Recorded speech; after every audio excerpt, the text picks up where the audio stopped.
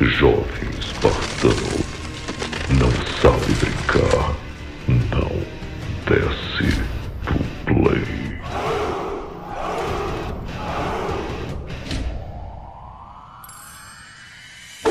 No dia de ontem, o presidente da Take-Two, que é dona da Rockstar e também de franquias como GTA e Red Dead Redemption, deu uma declaração a respeito do Game Pass que você provavelmente já viu. Portanto, esse vídeo não é especificamente para te passar essa notícia, mas sim para nós analisarmos alguns dados de mercado e sabemos se o presidente da Take-Two está certo a respeito do que ele falou. Bora pro vídeo. Você com certeza é como eu e gostaria de pagar mais barato nas suas compras, e como que eu sempre faço? Participo dos grupos da Promotech no WhatsApp, que são grupos fechados onde ninguém mais pode postar além dos administradores, que estão sempre colocando as melhores promoções, preços e cupons disponíveis para você no momento que eles saem. Consoles de nova geração é difícil ter no estoque, mas sempre que sai também está lá disponível para compra. Participe da Promotech no WhatsApp e siga aqui nas redes sociais. Um oferecimento GVG Mall. Saia da mendigagem e adquira sua cópia totalmente original do Windows 10 por menos de R$60. Basta usar o cupom JE20 na sua compra e selecionar o PayPal, que tem a menor taxa de apenas R$2. Expulse o cracudo do seu PC ativando a chave no seu próprio Windows. Produto 100% funcional com qualidade espartana. Links na descrição.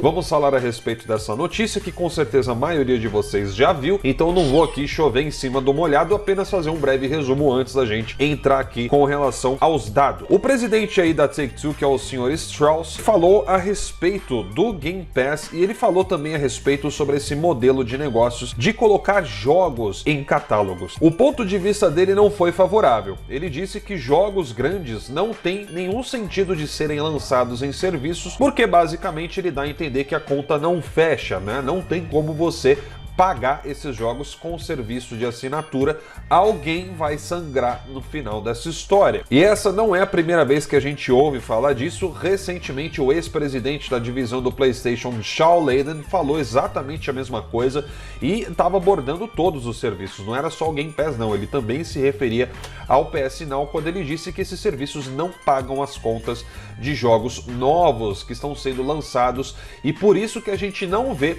os jogos novos saindo diretamente em serviços como Game Pass ou PS Now, o que acaba restringindo esses serviços a jogos já mais datados, mais antigos, e que aí sim é um ponto de vista que faz sentido de acordo com o próprio Strauss, porque ele diz que os jogos mais antigos, esses sim fazem total sentido de fazerem parte de um catálogo para agregar ainda mais. O jogo, quando ele já não está mais sendo tão vendido por aí, ainda pode ter uma revitalização se ele for lançado em serviço, porque às vezes algumas pessoas que realmente não tinham o mesmo interesse de comprar ele vão se interessar em pelo menos baixar ou experimentar o título para ver como é que é. E é lógico que rola aí o dinheiro, né, por fora da empresa que trabalha com o serviço e aquele que fornece o conteúdo para o serviço. Então, olhando desse ponto de vista, serviços como Game Pass e PS Now realmente fazem todo sentido e eles até ajudam. E é lógico que apesar do Strauss ter dito que jogos grandes realmente não combinam com serviços como esse, principalmente no lançamento, ele enfatiza que a Rockstar, por exemplo, que a Take-Two, ela tem uma mentalidade aberta e sempre que possível ela tenta sim experimentar esse modelo porque traz algum retorno, como por exemplo, ela já lançou Red Dead Redemption no Game Pass, também já foi colocado o GTA V e esses dois mesmos jogos também já estiveram no PS Now, inclusive Red Dead Redemption 2 está no PS Now, que é um jogo da Rockstar Games. É lógico que eventualmente esses jogos saem de catálogo porque a Rockstar não enxerga os serviços como uma linha de frente para os games, ela enxerga mais como um extra, né, em cima de tudo aquilo que sustenta a indústria dos videogames. Feito esse resumo aqui para vocês, porque como eu falei, eu não vou ficar aqui chovendo em cima do molhado, nós vamos analisar alguns dados que vão nos dizer se o que o Strauss está dizendo aqui faz sentido ou não faz sentido. Basta nós olharmos para a Sony e a Microsoft. É só nós analisarmos os jogos que foram lançados pela Microsoft e pela Sony desde já de anos atrás, ou pelo menos a criação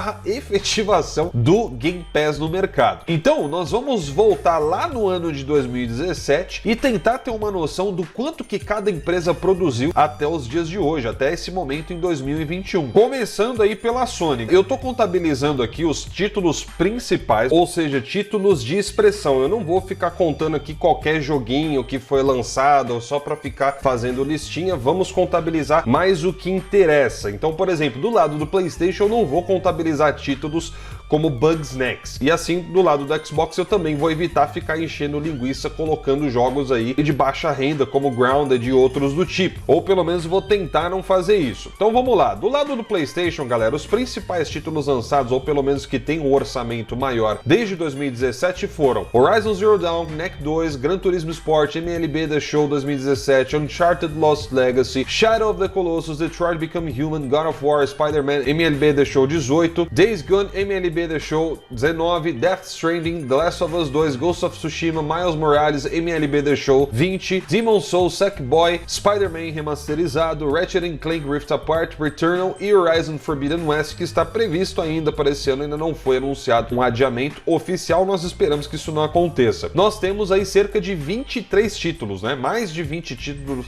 desde 2017, o que dá uma boa média de jogos lançados. E do lado do Xbox One e Xbox Series, né? Desde 2017 para cá, quais foram os títulos que tiveram um maior orçamento? Eu tentei contabilizar aqui alguns jogos até que eram menores para poder fazer uma lista um pouco mais abrangente aqui. Então, eu não tô falando isso por console war não, tô falando isso porque eu preciso ter conteúdo pro vídeo. De 2017 eu contabilizei o Halo Wars 2 e, obviamente, claro, o Forza Motorsport 7. De 2018 eu contabilizei, por incrível que pareça, State of Decay 2, que a gente sabe que é um jogo de baixa renda, Sea of Thieves também um jogo de baixa renda, começou a receber mais conteúdo agora, mas essencialmente é um jogo de baixa renda. E você tem o principal, que esse aqui é mito, né? O Forza Horizon 4. Depois veio o Crackdown 3, a gente sabe que também é baixa renda, mas se eu não contar isso aqui, quase não vai ter jogo pro ano que ele saiu junto. Teve o Gear 5, que aí sim, né, um jogo de alta renda, um jogo mais bem feito. Grounded, né, mas eu acho que eu não vou contar aqui nessa lista não, porque vai ficar meio embaçado, né? Eu deixei uns dois passar aí porque eu contei o Knack 2 lá na do PlayStation, daí então vou dar uma colher de chá. Depois teve o Ori and the Will of the Wisps. A gente sabe que o Ori, obviamente, não é um jogo de alta renda como os que tem no Xbox, é um jogo bem mais simplificado, então com certeza não custa tão caro para fazer quanto outros que a gente viu aqui, como Forza e tudo mais. Em seguida, tiveram outros dois jogos. Esses dois aqui foram lançados no PC e depois foram portados pro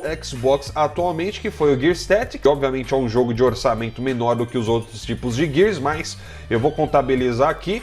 E teve o Flight Simulator. Então, se a gente contabilizar aqui, a gente teria cerca de 10 a 11 títulos do lado do Xbox. Só que o problema é que desses 10 a 11, 5 são menores, né? Que eu botei aqui pra gente poder ter uma noção. Se você tirar esses 5, sobra aí 6 ou 5 jogos de maior peso lançados desde 2017. Você acha que eu tô sendo injusto, que eu tô esquecendo alguma coisa? Então deixa aí nos comentários, mas não vai colocar joguinho mequetrefe. Coloca jogo de peso aí. Eu só achei esses daqui, tá? Se eu tiver esquecendo de algum, tanto do PlayStation quanto do Xbox, que acha que eu tô sendo injusto, vocês digam aí nos comentários. Mas lembrando que o critério tem que ser um jogo que pelo menos tenha sido publicado pela Sony ou pela Microsoft, ou pelo menos encomendado por elas. A gente está analisando isso daqui porque se você olhar do lado do PlayStation, teve de 4 a 5 vezes mais jogos sendo lançados do que no Xbox desde 2017. E curiosamente foi desde essa época que o Game Pass começou a ganhar peso, foi quando a Microsoft começou a focar mais em serviços. Então será que isso aqui reforça o argumento do presidente da Take-Two, que é a dona da própria Rockstar, que é um sinônimo de jogos e de alto investimento no mercado como nós vemos hoje? Na minha opinião, certamente isso reforça sim esse argumento, porque a Sony nunca ficou focando em jogar seus jogos lá diretamente no PS Now, diretamente no serviço, ao contrário da Microsoft, que prometeu que faria com que todos os seus lançamentos fossem parar no Game Pass. Mas e aí, diz você qual é a sua opinião sobre esse assunto e deixa, obviamente, aqui nos comentários pra gente ler o melhor comentário. Eu vou dar aquela fixada deliciosa aqui no vídeo e, por favor, não se esqueça de deixar o seu like. Tô falando sério. Um grande abraço a todos vocês e até a próxima. Tchau, tchau.